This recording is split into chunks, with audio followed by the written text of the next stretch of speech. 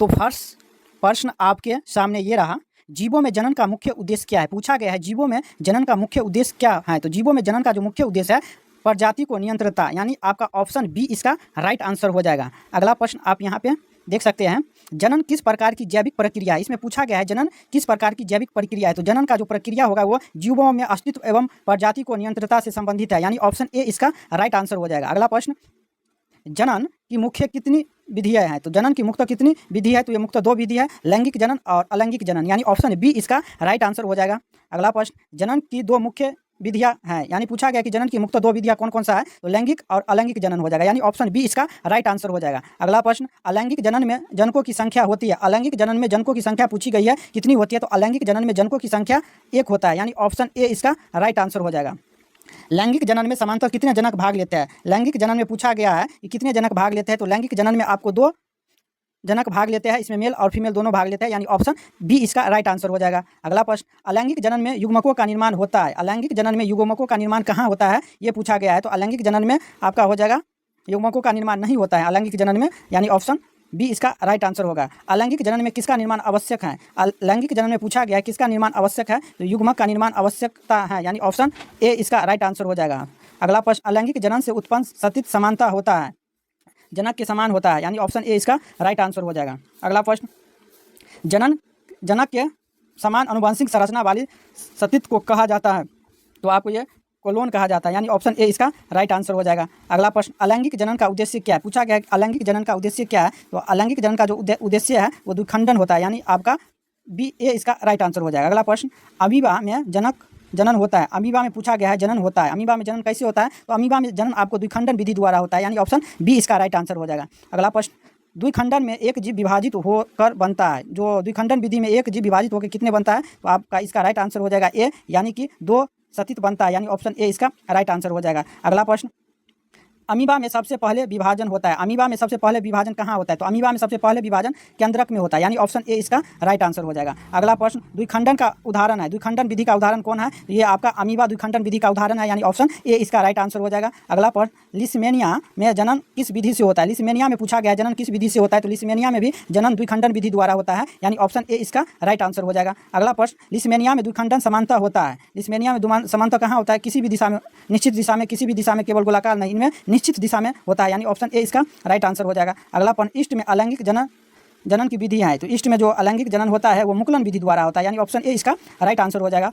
अगला प्रश्न, मुकुलन का प्रमुख उदाहरण है। मुकुलन का जो प्रमुख उदाहरण है वो पूछा गया है ईस्ट, अमीबा, प्लाज्मोडियम, स्पाइरोगेरा। तो अभी जस्ट आप देखे हैं, तो इसका आंसर हो जाएगा ए, यानी ईस्ट में मुकुलन द्वारा होता है। अगला प्रश्न, हाइड्रा में जनन होता है। हाइड्रा में पूछा गया जनन कैसे होता है। तो हाइड्रा में जनन मुकुलन विधि द्वारा होता है। हाइड्रा में जनन किस विधि द्वारा होता है। तो हाइड्रा में जनन मुकुलन विधि द्वारा होता है, यानी ऑप्शन ए इसका राइट आंसर हो जाएगा। अगला प्रश्न, मुकुलन में बनने वाली छोटी संरचना कहलाती है। मुकुलन में बनने वाली छोटी संरचना क्या कहलाती है। तो मुकुल कहलाता है, यानी ऑप्शन ए इसका राइट आंसर हो जाएगा। अगला प्रश्न, मुकुलन अलग होकर बनता है। मुकुलन अलग होकर क्या बनता है। तो नए जीव बन जाता है, ऑप्शन ए इसका राइट आंसर हो जाएगा। अगला प्रश्न, प्लाज्मोडियम में जनन होता है। प्लाज्मोडियम जनन कैसे होता है। तो भूखंडन विधि द्वारा होता है, यानी ऑप्शन ए इसका राइट आंसर हो जाएगा। अगला प्रश्न, बहुखंडन में एक जीव से बनते हैं। तो बहुखंडन में एक जीव से अनेक जीव बन जाते हैं, तो ऑप्शन ए इसका राइट आंसर हो जाएगा। अगला प्रश्न, प्लाज्मोडियम किस जनन विधि का उदाहरण है। प्लाज्मोडियम पूछा गया है किस जनन विधि का उदाहरण है। तो बहुखंडन विधि का उदाहरण है प्लाज्मोडियम, यानी ऑप्शन ए इसका राइट आंसर हो जाएगा। अगला प्रश्न, स्पाइरोगेरा में जनन होता है। स्पाइरोगेरा में पूछा गया कैसे जनन होता है। तो स्पाइरोगेरा में विखंडन द्वारा जनन होता है। स्पाइरोगेरा में कैसे जनन होता है। तो विखंडन द्वारा होता है, यानी ऑप्शन ए इसका राइट आंसर हो जाएगा। अगला प्रश्न, विखंडन का उदाहरण कौन सा है। तो विखंडन का उदाहरण आपको स्पाइरोगेरा हो जाएगा, यानी ऑप्शन ए इसका राइट आंसर हो जाएगा। अगला प्रश्न, स्पाइरोगेरा का शरीर बना होता है। स्पाइरोगेरा का शरीर किससे बना होता है। तो तंतुओं से बना होता है स्पाइरोगेरा का शरीर, यानी ऑप्शन ए इसका राइट आंसर हो जाएगा। अगला प्रश्न, अनुकूलन परिस्थिति में स्पाइरोगेरा में डाइस क्या होता है। तो विखंडन द्वारा एक नए जीव बनता है। इसमें क्या होता है, अनुकूलन द्वारा या विखंडन द्वारा एक नए जीव बनते हैं, यानी ऑप्शन ए इसका राइट आंसर हो जाएगा। अगला प्रश्न, पुनर्जनन का उदाहरण है। पुनर्जनन का उदाहरण पूछा गया, तो पुनर्जनन का उदाहरण प्लेनेरिया हो जाएगा, यानी ऑप्शन ए इसका राइट आंसर हो जाएगा। पुनर्जनन में शरीर का टुकड़ा नए जीव बन सकता है। इसमें क्या होगा, नए जीव बन जाएगा टुकड़ा, यानी ऑप्शन ए इसका राइट आंसर हो जाएगा। अगला प्रश्न, राइजोपस में अलैंगिक जनन होता है। राइजोपस में अलैंगिक जनन होता है, तो किसके द्वारा होता है। तो ऑप्शन ए इसका राइट आंसर होगा, यानी बीजाणुओं निर्माण से होता है, यानी ऑप्शन ए इसका राइट आंसर हो जाएगा। अगला प्रश्न आप यहाँ पे देख सकते हैं, राइजोपस में बीजाणु बनते हैं। राइजोपस में बीजाणु कहाँ बनते हैं? तो बीजाणु धानी में बनते हैं, यानी ऑप्शन ए इसका राइट आंसर हो जाएगा। अगला प्रश्न, बीजाणु किस प्रकार की संरचना है? तो इसमें पूछा गया बीजाणु किस प्रकार की संरचना है, तो बीजाणु अलैंगिक जनन की इकाई है। बीजाणु किस प्रकार की संरचना है? तो अलैंगिक जनन की इकाई है, यानी ऑप्शन ए इसका राइट आंसर हो जाएगा। अगला प्रश्न, बीजाणु समानता होती है। बीजाणु पूछा गया समानता होता है तो सूक्ष्म होता है बीजाणु, यानी ऑप्शन ए इसका राइट आंसर हो जाएगा। अगला प्रश्न, बीजाणु के चारों ओर समानता होती है तो सुरक्षात्मक आवरण होता है, यानी ऑप्शन ए इसका राइट आंसर हो जाएगा। अगला प्रश्न, कायिक प्रबंधन किस में पाया जाता है? तो कायिक प्रबंध आपको पौधे में पाए जाते हैं, यानी ऑप्शन ए इसका राइट आंसर हो जाएगा। कायिक प्रबंध पूछेगा किस में पाए जाते हैं, तो कायिक प्रबंध आपको पौधे में पाए जाते हैं। कायिक प्रबंधन में पौधे का कौन सा भाग नए पौधे बनता है? तो कायिक प्रबंधन में पूछा गया पौधे का कौन सा भाग बन जाता है, तो उसका राइट आंसर हो जाएगा इसका ए, यानी कि कायिक भाग। कायिक भाग क्या होता है? नए पौधे में बन जाता है, तो ऑप्शन ए इसका राइट आंसर हो जाएगा। अगला प्रश्न, आलू में कायिक प्रबंधन होता है तो आलू में जो कायिक प्रबंधन कहाँ होता है? तो आयिक में प्रबंधन हो जाएगा तने की आंखों से, यानी ऑप्शन ए इसका राइट आंसर हो जाएगा। अगला प्रश्न, आलू का कौन सा भाग कायिक प्रबंधन में सहायता है? तो आलू का आंख वाला भाग है जो कायिक प्रबंधन में सहायक है, यानी ऑप्शन ए इसका राइट आंसर हो जाएगा। अगला प्रश्न, बायोफिल्म में नए पौधे बनते हैं। बायोफिल्म में नए पौधे कहाँ बनते हैं? तो पत्ती में बनते हैं, यानी ऑप्शन ए इसका राइट आंसर हो जाएगा। अगला प्रश्न, बायोफिल्म में कलियाएँ कहाँ बनती है? तो ये इसका आंसर पत्ती के किनारों में बनता है, यानी ऑप्शन ए इसका राइट आंसर हो जाएगा। अगला प्रश्न आपके सामने ये रहा, गन्ने का प्रबंधन समानता किससे होता है? गन्ने का पूछा गया तो तने में टुकड़े से बनता है, यानी ऑप्शन ए इसका राइट आंसर हो जाएगा। गुलाबों में कृत्रिम कायिक प्रबंधन की समानता विधि है, तो गुलाबों में पूछा गया है कायिक प्रबंधन की समानता विधि कौन सा है? तो कलम लगाना, यानी ऑप्शन ए इसका राइट आंसर हो जाएगा।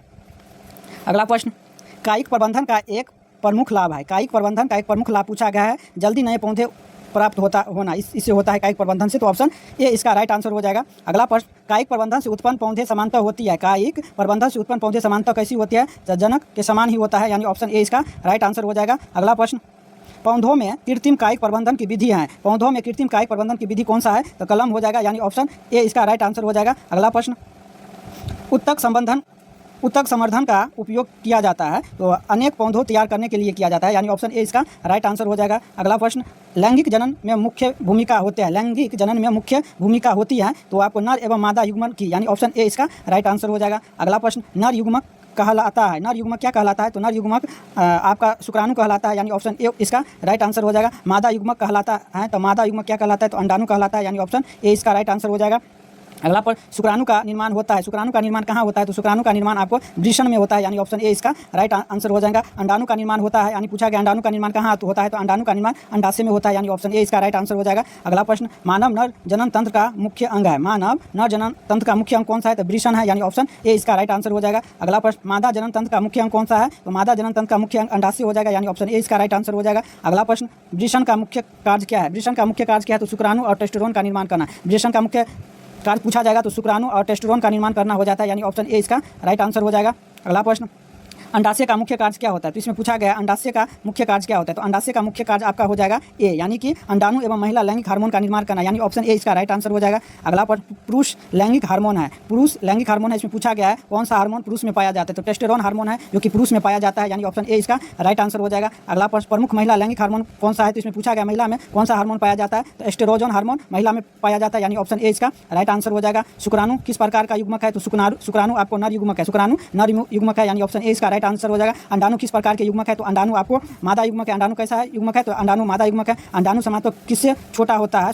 शुक्राणु समानता किससे छोटा होता है? तो शुक्राणु आपको अंडाणु से छोटा होता है, यानी ऑप्शन ए इसका राइट आंसर हो जाएगा। शुक्राणु की पूंछ का कार्य क्या है? इसमें पूछा गया है शुक्राणु का पूंछ का कार्य क्या है? तो गति करना। शुक्राणु की पूंछ का क्या कार्य है? तो शुक्राणु की पूंछ का काम है गति करना, यानी ऑप्शन ए इसका राइट आंसर हो जाएगा।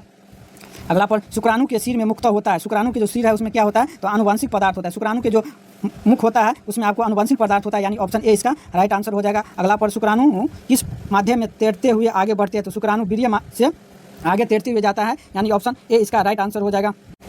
अगला पर शुक्राणु वाहिका का कार्य है। तो शुक्राणु वाहिका का क्या कार्य है? तो शुक्राणु का परिवहन करना, यानी ऑप्शन ए इसका राइट आंसर हो जाएगा। अगला पर पुरुष जनन तंत्र की सहायक ग्रंथि है। पुरुष जनन तंत्र की सहायक ग्रंथि पूछा गया है तो प्रोस्टेट ग्रंथि हो जाएगा, प्रोस्टेट, यानी ऑप्शन ए इसका राइट आंसर हो जाएगा। अगला प्रश्न, महिला जनन तंत्र का प्रमुख अंग कौन है? महिला जनन तंत्र का प्रमुख अंग पूछा गया कौन सा है? तो अंडाशय हो जाएगा, यानी ऑप्शन ए इसका राइट आंसर हो जाएगा। अगला प्रश्न, अंडाशय से निकलने वाले अंडाणु किस नली में जाता है? तो अंडाशय से निकलने वाले अंडाणु किस नली में जाता है? तो अंडवाहिनी में जाता है। कहाँ जाता है? अंडवाहिनी में जाता है, यानी ऑप्शन ए इसका राइट आंसर हो जाएगा। अगला प्रश्न, अंडवाहिनी को अंग्रेजी में कहते हैं। अंडवाहिनी को अंग्रेजी में क्या कहा जाता है? तो अंडवाहिनी को अंग्रेजी में ऑफ ड्यूटी कहलाता है, यानी ऑप्शन ए इसका राइट आंसर हो जाएगा। अगला प्रश्न, गर्भाशय को अंग्रेजी में कहते हैं, गर्भाशय को अंग्रेजी में क्या कहा जाता है? तो गर्भाशय को अंग्रेजी में यूटेरस कहा जाता है। क्या कहा जाता है? गर्भाशय को अंग्रेजी में यूटेरस कहा जाता है, यानी ऑप्शन ए इसका राइट आंसर हो जाएगा। योनि की अंग्रेजी में क्या कहा जाता है? योनि का पूछा गया अंग्रेजी में क्या कहा जाता है? तो वेजाइना कहा जाता है, यानी ऑप्शन ए इसका राइट आंसर हो जाएगा। निषेचन का अर्थ क्या है? निषेचन का अर्थ पूछा गया है तो नर और मादा युग्म का संलग्न करना, यानी ऑप्शन ए इसका राइट आंसर हो जाएगा। मनुष्य में निषेचन समान तो कहाँ होता है? मनुष्य में पूछा गया निषेचन समान तो कहाँ होता है? तो अंडवाहिनी में होता है, यानी ऑप्शन ए इसका राइट आंसर हो जाएगा। अगला प्रश्न, नर और मादा युग्म के संलग्न से बनता है, नर और मादा युग्म के संलग्न यानी मिलने से क्या बनता है? युग्मज बनता है, यानी ऑप्शन ए इसका राइट आंसर हो जाएगा। अगला प्रश्न, युग्मजन आगे विकास होकर बनता है तो इसका भ्रूण बन जाता है, यानी ऑप्शन ए इसका राइट आंसर होगा। भ्रूण का विकास होता है, भ्रूण का विकास कहाँ होता है? तो गर्भाशय में भ्रूण का विकास होता है, यानी ऑप्शन ए इसका राइट आंसर हो जाएगा। भ्रूण को माँ से पोषण मिलता है तो किस द्वारा मिलता है? प्लेसेंटा के द्वारा भोजन मिलता है, यानी ऑप्शन ए इसका राइट आंसर हो जाएगा। अगला प्रश्न, प्लेसेंटा का संबंध है तो प्लेसेंटा का संबंध है माँ और भ्रूण से, यानी ऑप्शन ए इसका राइट आंसर हो जाएगा। अगला प्रश्न, प्लेसेंटा द्वारा भ्रूण को मिलता है तो प्लेसेंटा द्वारा पदार्थ और ऑक्सीजन मिलता है, यानी ऑप्शन ए इसका राइट आंसर हो जाएगा। मनुष्य में गर्भावस्था की अवधि लगभग होती है, मनुष्य में जो गर्भ अवस्था की अवधि होती है 9 महीने होती है, यानी ऑप्शन ए इसका राइट आंसर हो जाएगा। अगला प्रश्न, अंडाशय से अंडाणु निकलने की प्रक्रिया कहलाती है तो अंडाशय से अंडाणु निकलने की प्रक्रिया क्या कहलाती है? तो अंडाशय से अंडाणु निकलने की जो प्रक्रिया है वह आपको अंडो उत्सर्जन कहलाता है, या क्या कहलाता है? अंडो उत्सर्जन, ऑप्शन ए इसका राइट आंसर हो जाएगा। अगला प्रश्न, अंडो उत्सर्जन को अंग्रेजी में कहा जाता है ओवुलेशन कहलाता है, यानी ऑप्शन ए इसका राइट आंसर हो जाएगा। अगला प्रश्न, मानसिक धर्मचक्र सामान्यतः लगभग होता है तो मानसिक धर्मचक्र आपको 28 दिन में होता है, यानी ऑप्शन ए इसका राइट आंसर हो जाएगा। 28 दिन के चक्र में अंड उत्सर्जन लगभग होते हैं, यानी कि वो 14वें दिन होता है, यानी ऑप्शन ए इसका राइट आंसर हो जाएगा। निषेचन नहीं होने पर होता है, क्या है? निषेचन नहीं होने पर होता है मानसिक धर्मचक्र, यानी ऑप्शन ए इसका राइट आंसर हो जाएगा।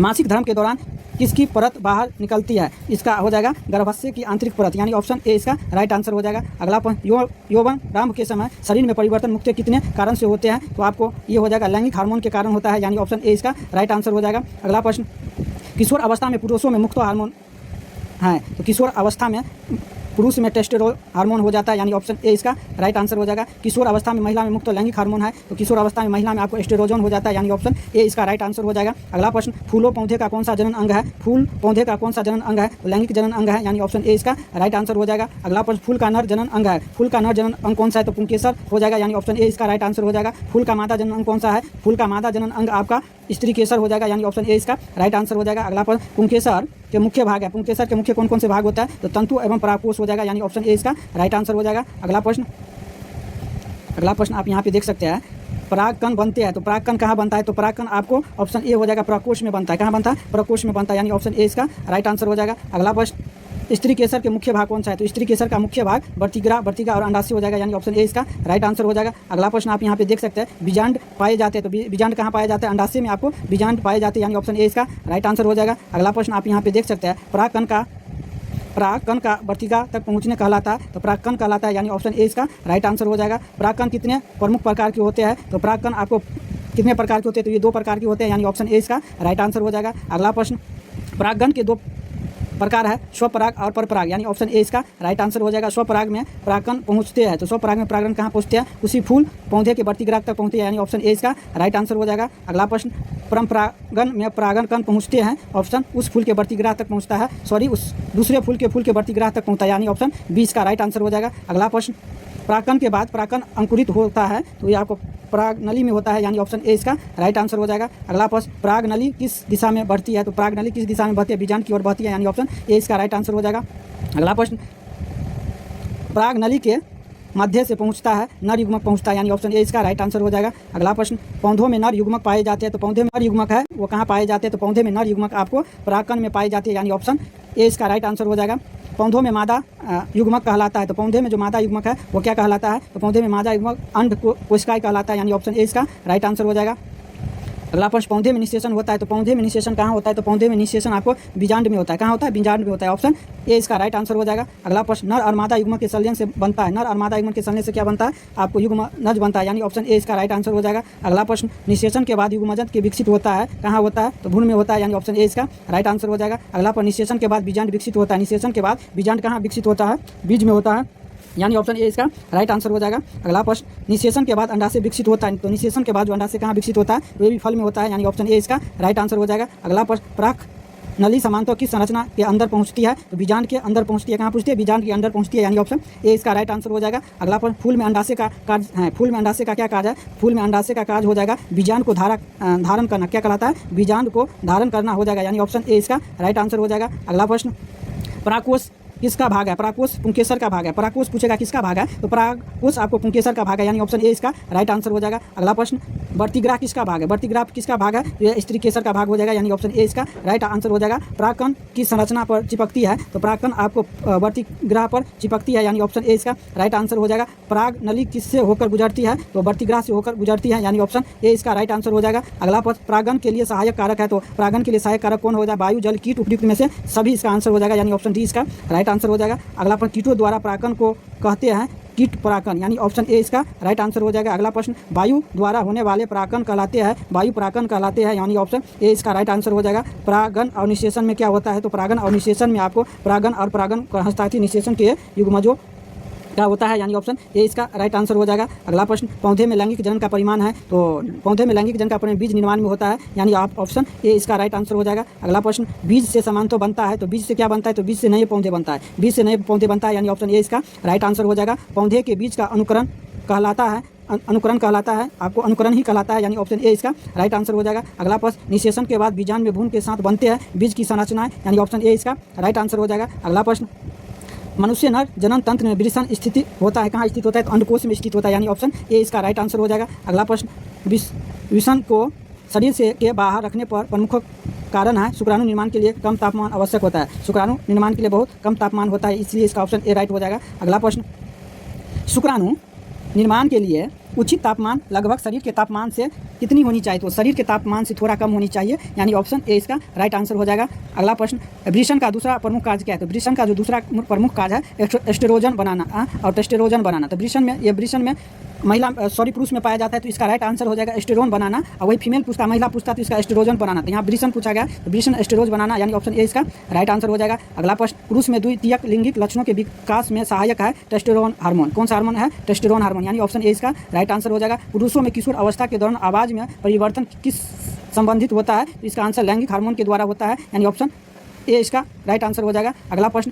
पुरुष में दाढ़ी मोछ का विकास मुक्त किस हार्मोन से संबंधित है? तो पुरुष में दाढ़ी मोछ का मुक्त विकास आपको टेस्टोस्टेरोन हार्मोन के कारण ही होता है, यानी ऑप्शन ए इसका राइट आंसर हो जाएगा। अगला प्रश्न, महिला जनन तंत्र में अंडाणु का निर्माण होता है, तो अंडाणु का निर्माण अंडाशय में होता है, अंडाणु का निर्माण पूछा जाएगा कहाँ होता है? तो अंडाशय में होता है, यानी ऑप्शन ए इसका राइट आंसर हो जाएगा। अगला प्रश्न, महिला में अंडाशय का एक प्रमुख कार्य क्या है? तो महिला में अंडाशय का एक मुख्य कार्य होगा जाएगा अंडाणु बनाना, क्या बनाना? अंडाणु बनाना, यानी ऑप्शन ए इसका राइट आंसर हो जाएगा। अगला प्रश्न, महिला लैंगिक हार्मोन का उदाहरण है, महिला लैंगिक जनन का उदाहरण एस्टेरोन हो जाएगा, वही पुरुष पूछता तो टेस्टोस्टेरोन हो जाएगा, यानी ऑप्शन ए इसका राइट आंसर हो जाएगा। अगला प्रश्न, गर्भाशय का मुख्य कार्य क्या है? तो भ्रूण का विकास करना, गर्भाशय में क्या होता है? भ्रूण का विकास होता है, यानी ऑप्शन ए इसका राइट आंसर हो जाएगा। अगला प्रश्न, अंडवाहिनी का एक प्रमुख कार्य क्या है? तो अंडवाहिनी का एक प्रमुख कार्य होगा अंडाणु का गर्भाशय को और ले जाना, अंडाणु गर्भाहिनी का क्या कार्य है? अंडाशय को गर्भाशय की ओर ले जाना, यानी ऑप्शन ए इसका राइट आंसर हो जाएगा। मानव में निषेचन समान तो होती है, तो मानव में निषेचन अंडवाहिनी में होती है, यानी ऑप्शन ए इसका राइट आंसर हो जाएगा। अगला प्रश्न, निषेचन के बाद युग्मज किस दिशा में आगे बढ़ता है? तो गर्भाशय की ओर बढ़ता है, निषेचन के बाद युग्मज किस दिशा में आगे की ओर बढ़ता है? गर्भाशय की ओर आगे बढ़ता है, यानी ऑप्शन ए इसका राइट आंसर हो जाएगा। अगला प्रश्न, गर्भाशय में भ्रूण का स्थापित होना कहलाता है, वो आरोपण कहलाता है, क्या कहलाता है? आरोपण कहलाता है, यानी ऑप्शन ए इसका राइट आंसर हो जाएगा। आरोपण होता है, आरोपण कहाँ होता है? आरोपण आपको गर्भाशय की दीवार में होता है, आरोपण कहाँ होता है? गर्भाशय की दीवार में होता है, यानी ऑप्शन ए इसका राइट आंसर हो जाएगा। भ्रूण कोई मां से जोड़ने वाली संरचना क्या है? तो प्लेसेंटा होता है, प्लेसेंटा के द्वारा ही भोजन, माँ के द्वारा भोजन भ्रूण तक पहुँचता है, और भ्रूण में जो अपशिष्ट पदार्थ होता है वो प्लेसेंटा के द्वारा ही बाहर होता है, यानी ऑप्शन ए इसका राइट आंसर हो जाएगा।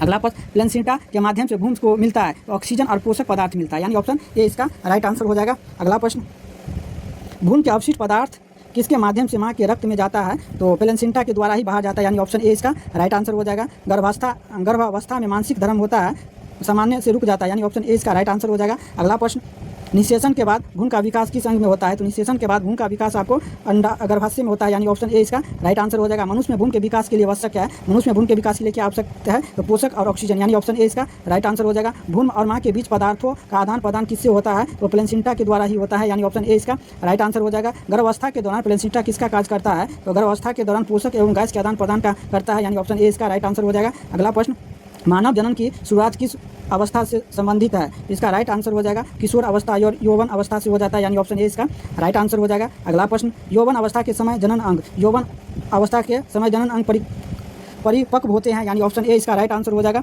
अगला प्रश्न, लड़कों में यौवन अवस्था में प्रमुख परिवर्तन होता है, शुक्राणु निर्माण शुरू होता है, यानी ऑप्शन ए इसका राइट आंसर हो जाएगा।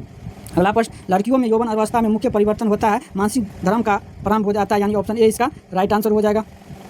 मासिक धर्म किसका संकेत है? तो मासिक धर्म किसका संकेत है? तो मादा जनन तंत्र की सक्रियता का संकेत है, यानी ऑप्शन ए इसका राइट आंसर हो जाएगा। अगला प्रश्न, मानसिक धर्म चक्र में अंडाणु का परिपक्व होना किस अंग से संबंधित है? तो अंडाशय से संबंधित है, यानी ऑप्शन ए इसका राइट आंसर हो जाएगा। अगला प्रश्न, यदि निषेचन हो जाए तो समान तो क्या होता है? मानसिक धर्म नहीं होता है। निषेचन हो जाता है उसके बाद मानसिक धर्म चक्र नहीं होता है, यानी ऑप्शन ए इसका राइट आंसर हो जाता है। अगला प्रश्न, यदि निषेचन न हो तो अंडाणु नष्ट हो जाता है, यानी ऑप्शन ए इसका राइट आंसर होगा। गर्भधारण रोकने का उपाय कहलाते हैं, तो गर्भधारण रोकने का उपाय गर्भ निरोधी उपाय कहलाता है, यानी ऑप्शन ए इसका राइट आंसर होगा। गर्भ निरोधी का उद्देश्य क्या होता है? वो गर्भधारण को रोकना होता है, यानी ऑप्शन ए इसका राइट आंसर होगा। कॉन्डम किस प्रकार का गर्भ निरोधी है? तो यह आपको अवरोधक है, यानी ऑप्शन ए इसका राइट आंसर हो जाएगा।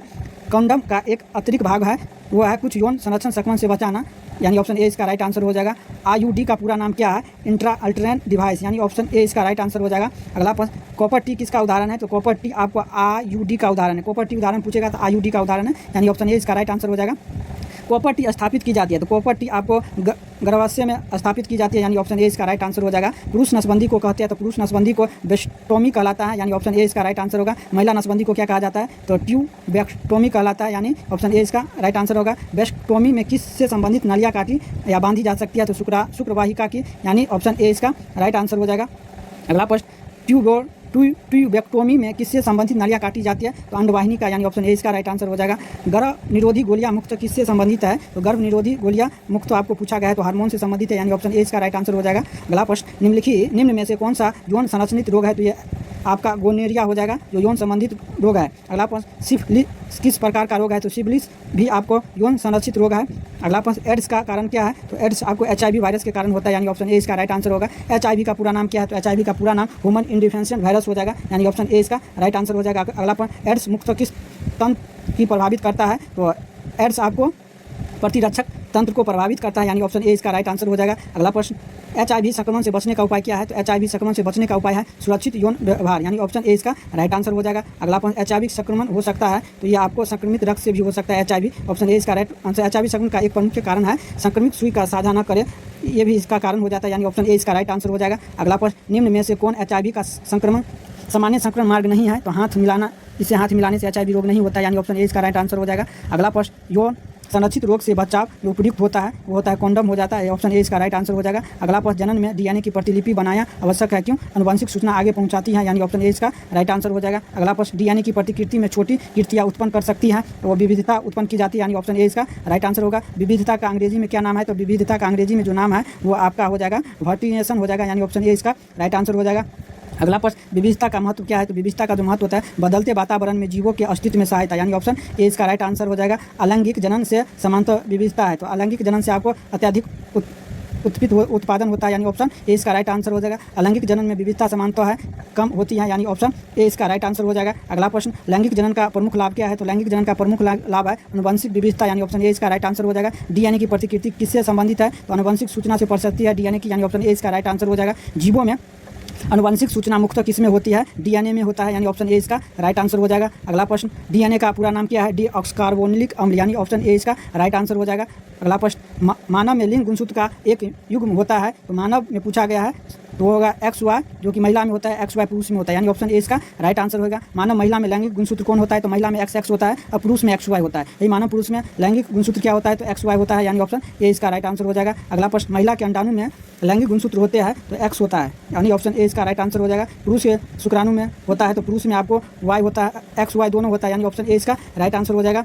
अगला प्रश्न, यदि X शुक्राणु अंडाणु से मिलता है तो संतान का गुणसूत्र युग्मत होता है, तो आपको XY हो जाएगा, यानी X शुक्राणु निकलता है तो संतान की उत्पत्ति XX हो जाएगा, यानी लड़की होगा, ऑप्शन ए इसका राइट आंसर होगा। यदि Y शुक्राणु अंडाणु से मिलता है तो क्या होता है? तो XY बनता है, यानी कि मेल बनता है, यानी ऑप्शन ए इसका राइट आंसर हो जाएगा। अगला प्रश्न, मनुष्य में बच्चे के लिंग निर्धारण में निर्णायक भूमिका होता है पिता के शुक्राणु से, यानी ऑप्शन ए इसका राइट आंसर हो जाएगा। महिला के सभी सामान्य अंडाणु में लैंगिक गुणसूत्र होता है, तो महिला में X होता है, यानी ऑप्शन ए इसका राइट आंसर हो जाएगा। पुरुष के शुक्राणु के दो प्रकार होते हैं, X और Y होते हैं पुरुष में, यानी ऑप्शन ए इसका राइट आंसर हो जाएगा। अगला प्रश्न, अलैंगिक जनन में सतित उत्पन्न करने के लिए क्या होता है? तो केवल एक जनन होता है। क्या होता है? केवल एक जनन होता है, यानी ऑप्शन ए इसका राइट आंसर हो जाएगा। अगला प्रश्न, निम्न में से अलैंगिक जनन की विधि नहीं है। अलैंगिक जनन की विधि पूछी गई है, कौन सा नहीं है? तो अलैंगिक जनन की विधि आपको निषेचन नहीं है, यानी ऑप्शन डी इसका राइट आंसर हो जाएगा। अगला प्रश्न, निम्न में से कौन अलैंगिक जनन से संबंधित है? इसमें पूछा गया अलैंगिक जनन किससे कौन संबंधित है? तो युग्मक संग्रह, यानी ऑप्शन ए इसका राइट आंसर हो जाएगा। अगला प्रश्न, अमीबा में जनन के दौरान कौन कोशिका का विभाजन होता है? तो अमीबा में जनन के दौरान कोशिका का विभाजन दो भाग में होता है, यानी ऑप्शन ए इसका राइट आंसर हो जाएगा। बहुखंडन का उदाहरण कौन सा है? तो बहुखंडन का उदाहरण प्लाज्मोडियम हो जाएगा, यानी ऑप्शन ए इसका राइट आंसर हो जाएगा। अगला प्रश्न, मुकुलन का उदाहरण कौन है? हाइड्रा मुकुलन का उदाहरण है, यानी ऑप्शन ए इसका राइट आंसर हो जाएगा। विखंडन का उदाहरण है, यानी विखंडन का उदाहरण स्पाइरोगेरा है, यानी ऑप्शन ए इसका राइट आंसर हो जाएगा। पुनर्जनन का उदाहरण कौन है? तो प्लेनेरिया आपको पुनर्जनन का उदाहरण है, यानी ऑप्शन ए इसका राइट आंसर हो जाएगा। अगला प्रश्न, बीजाणु निर्माण का उदाहरण कौन है? आपका राइजोपस है बीजाणु निर्माण का उत्पादन, यानी ऑप्शन ए इसका राइट आंसर हो जाएगा। ईस्ट में नई सतित बनती है, तो ईस्ट में नई सतित मुकुलन से बनती है, यानी ऑप्शन ए इसका राइट आंसर हो जाएगा। हाइड्रा में मुकुलन समानता बनती है, हाइड्रा में शरीर की सतह पर बनती है। अगला पर मुकुलन धीरे धीरे विकसित होकर बनता है, नया जीव बनता है। स्पाइरोगेरा का शरीर होता है, तंतु और रूप में होता है। अनुकूलन परिस्थिति में स्पोरोगेरा होता है, विखंडन होता है, यानी ऑप्शन ए इसका राइट आंसर हो जाएगा। राइजोपस किस प्रकार का जीव है? तो राइजोपस आपका कवक जीव है। राइजोपस में जीवाणु बनते हैं, बीजाणु धनी बनते हैं, बीजाणु के चारों ओर होता है मोटा सुरक्षित आवरण।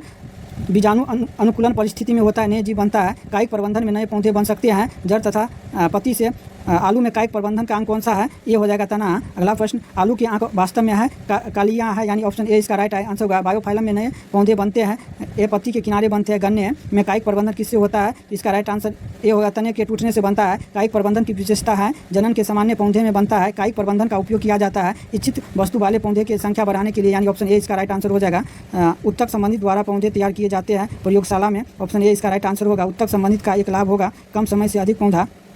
अलैंगिक जनन में उत्पन्न संतति विविधता का कारण होगा दो जनन की आनुवंशिक सामग्री की मिश्रण, यानी ऑप्शन ए इसका राइट आंसर होगा। लैंगिक जनन में नर युग्मक होता है शुक्राणु, लैंगिक जनन में मादा युग्मक होता है, वो हो जाएगा अंडाणु। मानव नर युग्म तंत्र में शुक्राणु बनते हैं, शुक्राणु वृषण में बनते हैं। शुक्राणु में निर्माण के साथ कौन सा हार्मोन बनता है? टेस्टोस्टेरोन हार्मोन बनते हैं। वृषण को शरीर के बाहर रखने के कारण क्या होता है? कम तापमान की आवश्यकता, ऑप्शन ए इसका राइट आंसर हो जाएगा। शुक्राणु की गति प्रदान करने वाली संरचना है पूछे। शुक्राणु की आनुवंशिक पदार्थ स्थिति होगा सिर में। अंडाणु का निर्माण होता है अंडाशय में, अंडाशय से अंडाणु निकलने की प्रक्रिया होती है, ये अंडो उत्सर्जन में। अंडो उत्सर्जन के बाद अंडाणु बनते हैं। अंडवाहिनी में निषेचन सामान्य होता है, अंडवाहिनी में निषेचन का प्रत्यक्ष परिवर्तन होता है। युग्मज के निर्माण में युग्मज के कोशिका विभाजन होकर बनती है। भ्रूण का विकास होता है गर्भाशय में। गर्भाशय की आंतरिक परतें भ्रूण के लिए पोषक आरोपण के स्थान प्रदान करते हैं। भ्रूण का माँ से संबंधित है प्लेसेंटा से, यानी ऑप्शन ए। प्लेसेंटा का प्रमुख कार्य क्या है? पदार्थ का आदान प्रदान करना। भ्रूण से माँ की ओर जाता है अवशिष्ट पदार्थ, माँ से भ्रूण की ओर जाता है ऑक्सीजन और पोषक पदार्थ।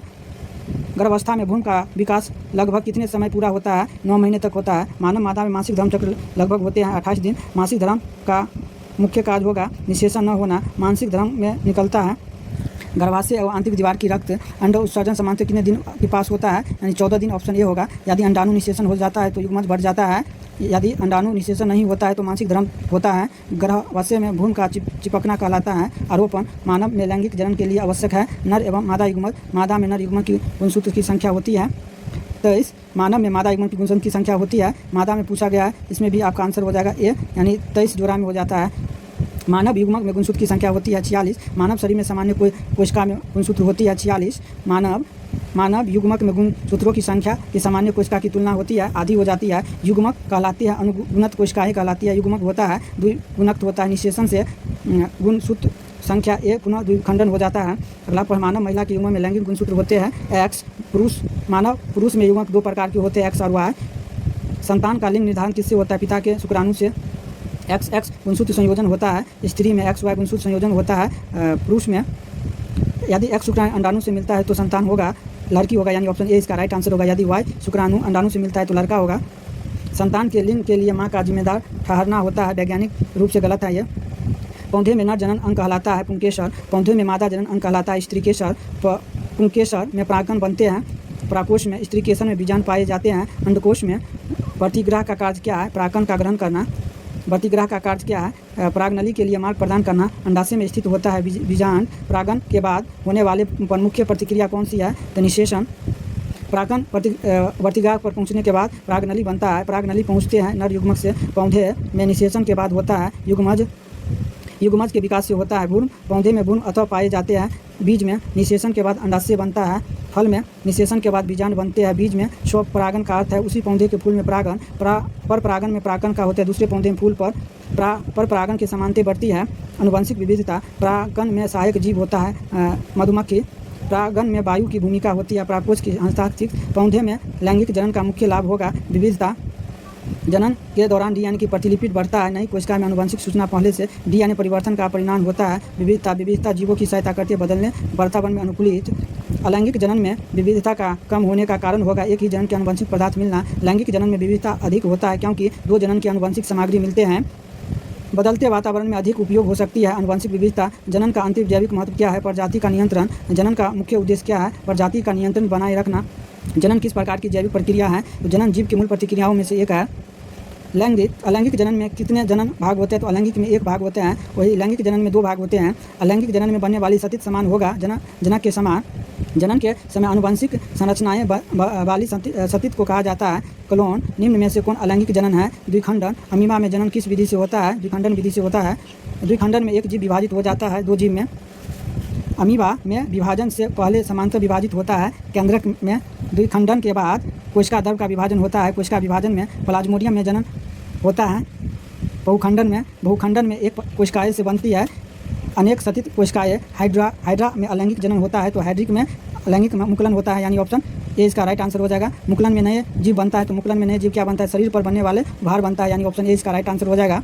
ईस्ट में मुकुलन अलग होने के बाद स्वतंत्र जीव बन जाती है। ईस्ट में मुकुलन अधिक होने के बाद क्या होते हैं? स्वतंत्र बन जाती है, यानी ऑप्शन ए इसका राइट आंसर हो जाएगा। एस्पायरोगेरा में जनन किस विधि से होता है? तो एस्पायरोगेरा में जनन आपको विखंडन विधि द्वारा होता है, यानी ऑप्शन ए इसका राइट आंसर होगा। विखंडन विशेष रूप से होता है। तो विखंडन विशेष रूप से आपको सरल संरचना वाली जीव में होता है।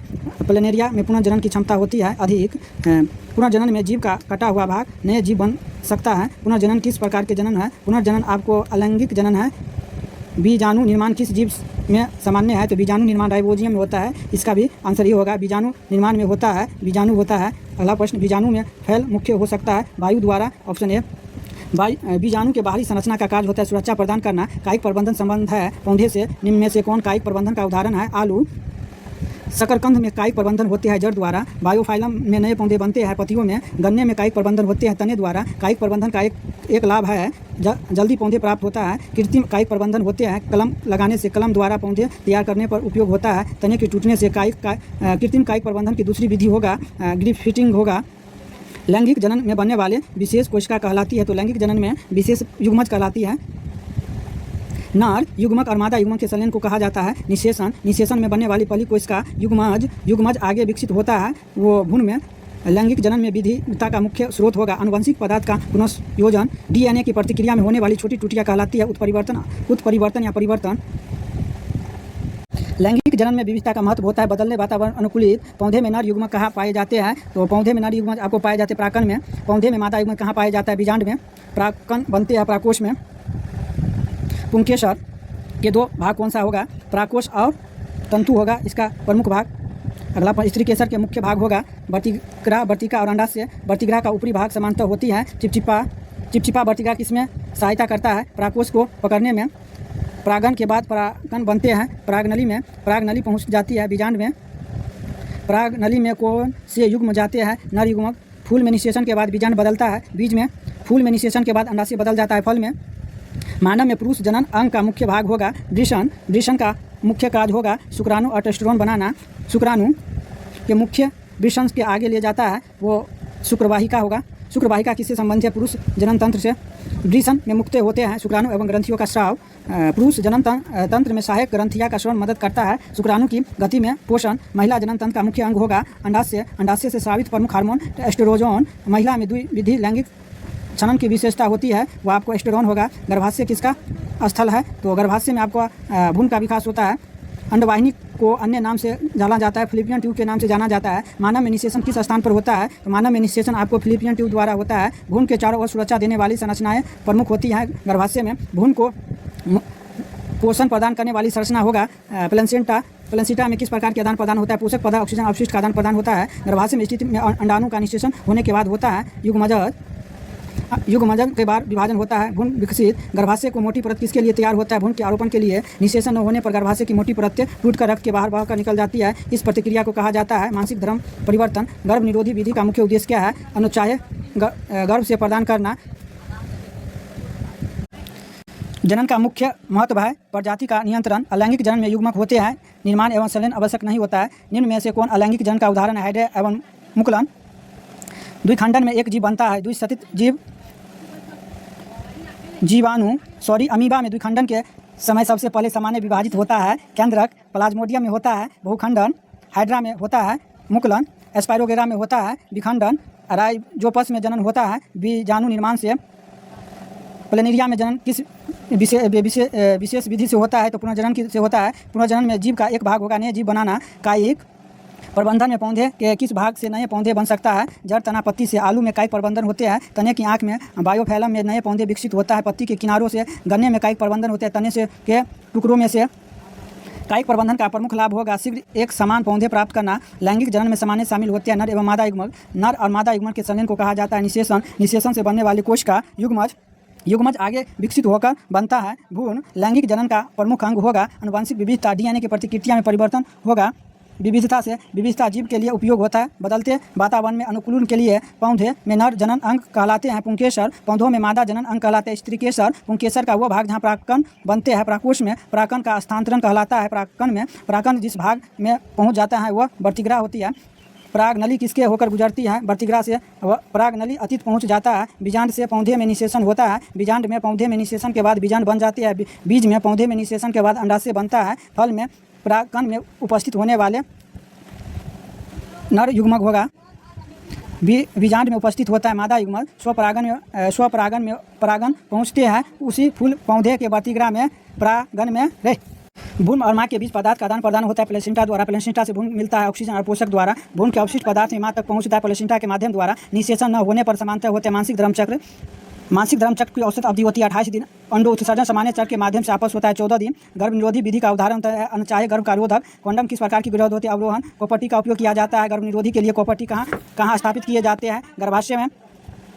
पुरुष नसबंदी कहलाती है बेस्टोटोमी। मादा नसबंदी कहलाती है ट्यूबरोस्टोमी। बेस्टोमी में संबंधित होते हैं शुक्रवाहिनी का। ट्यूबरकोमी में संबंधित होते हैं अंडवाहिनी। गर्भ निरोधित गोलियां मुक्त होती है हार्मोन से। कॉन्डम का एक अतिरिक्त भाग होगा। कुछ यौन संरक्षण संबंध से बचाने के लिए निम्न से कौन सा यौन संरक्षित रोग है, वो हो जाएगा इसका राइट आंसर होगा फिलिस गेनरिया है यौन संरक्षित रोग होता है। एड्स HIV से होता है। HIV का पूरा नाम ह्यूमन इम्यूनोडिफिशियेंसी वायरस AID मुक्त प्राप्त होती है। परीक्षक तंत्र में HIV का संक्रमण होता है। संक्रमण रक्त से HIV संक्रमण का एक मुख्य माध्यम होगा। संक्रमण उसी का उपयोग HIV से बचाव के लिए उपयोग होता है। सुरक्षित यौन व्यवहार। HIV संक्रमण व्यक्ति के साथ होकर मिलते हैं। ये HIV न फैलता है। जनन में DNA की प्रतिलिपि कहलाती है। आनुवंशिक सूचना की सतत DNA में पृथक्कृत में होने वाली छोटे परिवर्तन होता है। विविधता लैंगिक जनन की विविधता अधिक होने के कारण दो जनन की आनुवंशिक सामायिक मिश्रण। मानव में समानतः शरीर कोशिका में गुणसूत्र की संख्या होगी 46। मानव युग्म में गुणसूत्र की संख्या होगा 23 जोड़ा। निषेचन के बाद युग्मक में गुणसूत्र की संख्या कितनी होगी, ए। मानव मादा के लैंगिक जनन होगा XX। मानव नर युग्मक होगा XY। अंडाणु में लैंगिक गुणसूत्र होगा X। शुक्राणु में होगा XY। X शुक्राणु प्लस Y अंडाणु से बनता है X शुक्राणु प्लस अंडाणु से बनता है XY। बच्चों के लिंग निर्धारण में निर्यात भूमिका होती है पिता के क्रोमोसोम। माता में संतान के मिलने वाली लैंगिक गुणसूत्र समानता होती है। इसका आंसर होगा X। पिता के संतान को मिलता है X तथा Y। XX संयोजन से समानता जन्म होता है लड़की का। XY संयोजन समानता जन्म होता है लड़के का। बच्चों के लिंग के लिए माँ को दोषी देना वैज्ञानिक रूप से गलत है। लैंगिक जनन की एक विशेषता है युग्मक का निर्माण और संलयन। अलैंगिक जनन की एक विशेषता है एक अनंत संत जीव में जनन सुनिश्चित करता है। प्रजाति का अवशिष्ट द्वारा लैंगिक जनन से उत्पन्न विविधता का महत्व होगा। प्रजातियों एवं विशिष्ट के अनुकूलन से जीव जनन कैसे करता है और अध्ययन का मुख्य विशेषता जीव में जनन के विशेषता। जनन के बिना किसी जाति का अस्तित्व लंबे समय तक बने रहते हैं। अलैंगिक जनन की अपेक्षा लैंगिक जनन का मुख्य लाभ होगा अधिक आनुवंशिक विविधता। जीव जनन कैसे करते हैं अध्ययन से परीक्षा में सबसे महत्वपूर्ण आवाज़ अलैंगिक और लैंगिक जनन द्वारा। धन्यवाद।